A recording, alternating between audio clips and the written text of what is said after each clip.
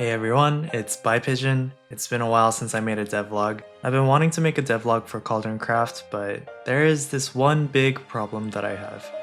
Making devlogs and working on your game at the same time is pretty difficult. Fuck. You see, game development requires you to focus a lot of your resources on making the game, developing the game, and sometimes the work is not so fun. Sometimes the work is rather mundane, it might even be boring, but it's proper work that you have to do to make your game a lot better. However, when it comes to YouTube and making devlogs, there's gotta be more of a story. There has to be a bit more appeal to everybody, including myself, so I was having a lot of difficulties making devlogs using Cauldron Craft.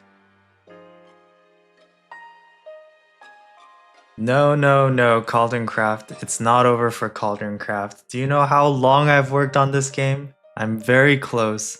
I'm so close to finishing it up. And all I'm doing basically is just deprioritizing it from YouTube. I'm not deprioritizing it at all. So with this, hopefully I can make some cool stuff for you guys while working on this game just as hard, because this is the main one and this is the one that I'm trying to complete. Alright, that's enough talking about Cauldron Craft. Let's go! Have you guys seen Castle in the Sky? I know it's pretty old, not as old as Nausicaa, one of Ghibli's best. I was thinking about it a lot as I was considering this new project. Not necessarily the themes of the movie, like Miyazaki's thoughts on technology and human greed versus childish innocence, but more so about just the setting, how remarkable, how magical it felt when I was watching the movie for the very first time. And so that kind of inspired me. So here it is, guys. The first look at what this new project might look like. I always like starting with drawings. I know some people might start with mechanics or whatever. Personally for me, I think there's a lot more weight to what the game kind of looks like. For Cauldron Craft I did that, and so for this one as well, I started with a sketch. I didn't think it very thoroughly, but the little thought was, hey, what would happen if these tiles became invisible, visible, the way these tiles get added together? Could I do something with that? That's it. That was my little simple idea. It's pretty low pressure, low stakes, but I think this is enough. I opened up a project, but it's not the project for the game. Why you bullying me? It was something I was working on a while ago because I was trying to figure out how to do resolutions for Cauldron Craft. And I saw a lot of people recommending using these sub-viewports so that you can use high-resolution UI components with, say, pixel art. But when I finished working on it and I tried to import it into my game, into Cauldron Craft, it entirely broke and I didn't know how to fix it. Nuclear launch detected. And I was like, okay, I'll figure this out later. Later has come. The way it works is you basically create your scenes inside this sub-viewport. I went up to the Godot official Discord, I asked some newbie questions, and I eventually found a way so that no matter what, if I just run this test screen right here, I'm gonna open up to this, basically. It's gonna run main, and title screen will be populated in the right spot.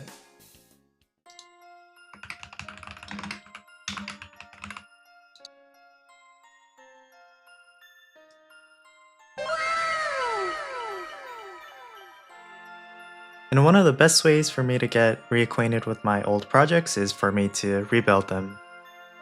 And so I took the time, I went step by step, node by node, recreating all the scenes, making sure I understand the code by rewriting it instead of copy pasting it. And so by the time I got my project to a more built out state, I was like, oh, I kind of understand what I was doing a couple months ago. And it really helped that at that point in time, a couple months ago, I was really good about writing comments, so getting reacquainted was pretty easy.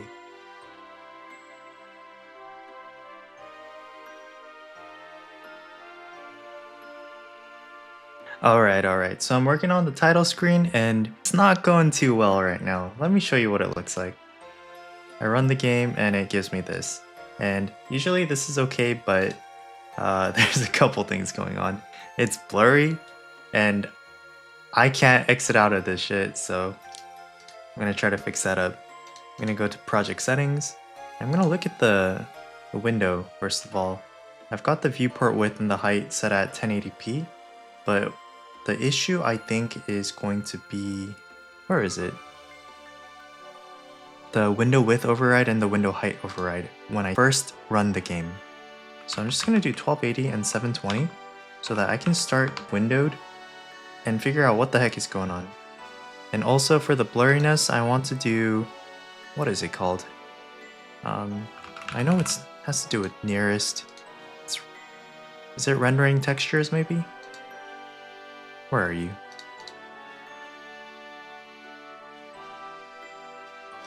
Linear, default texture filter to nearest. Texture repeat, that's fine as is. And now it looks a lot better right here. And when I run the game, there we go. So then I put a bunch of buttons into the scene, just go through each one of the resolutions, even though it's not the final resolution. Make sure that they all work. I was feeling pretty confident because things were going smooth. There was also the scene transition that I worked on, so clicking these buttons changes the scene, but unfortunately I forgot one huge thing, which was to unload the scenes once I have finished using them. So as you can see, every time I pressed one of those buttons, another one of these scenes have been added underneath the sub viewport. This might haunt me in the future, but let's just give it a shot. I'm going to clear out the children of the sub viewport and also the UI. I'm a little worried about future implications when the UI gets a little bit more complicated or the number of scenes getting loaded is also a little bit more complex. So I'm gonna have to refer to the main scene that I created. It's gonna be this one right here.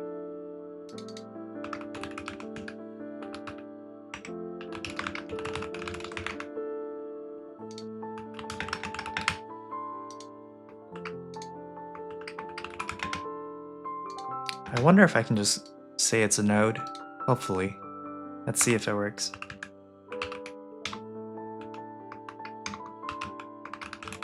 Okay, so it looks like this method is part of the node class, so we're good. And I also want to make sure I remove it. Sub viewport, not like this, but like this. Dot remove child. So we're gonna remove the child, and then we're gonna queue free. But also we're gonna do this for in UI. And we don't have a node reference to this one, so I'm gonna quickly make a node reference like that. Gonna go back to navigation for I in main scene dot UI. UI. Let's save it. Dot UI. Okay. Dot get children. Let's do the very same thing. Remove child I, but also I.queue free. Okay.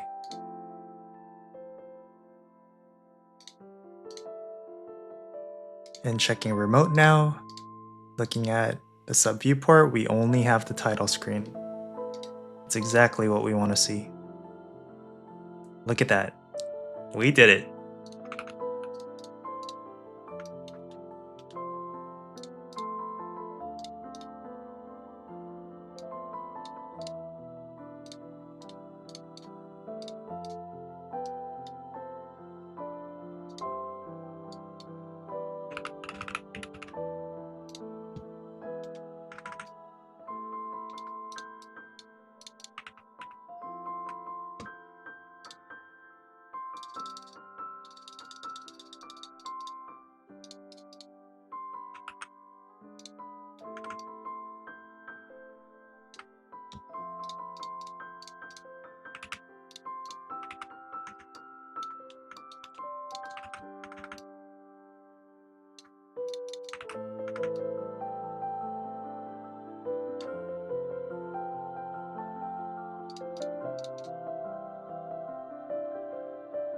Thank you guys for watching all the way to the end. I'm gonna have to update the UI because of the way it scales. You might have noticed that all the UI components are a little bit blurry right now. And so that's something that I'm gonna have to figure out with this new architecture that I have. And also, I need to get more work done on the tiles getting placed. I don't exactly know how I'm going to go about creating the grid, if there even is going to be a grid. I kind of messed around a little bit with it, as you guys saw, but there needs to be a lot more work done there. And guys, we finally unlocked channel memberships. Thank you to Sakurian for being the very first member. I appreciate all the support. It's thanks to you guys that I get to keep creating, so thank you, thank you, thank you. I hope you guys have a good one, and hopefully more of these devlogs coming soon. Peace.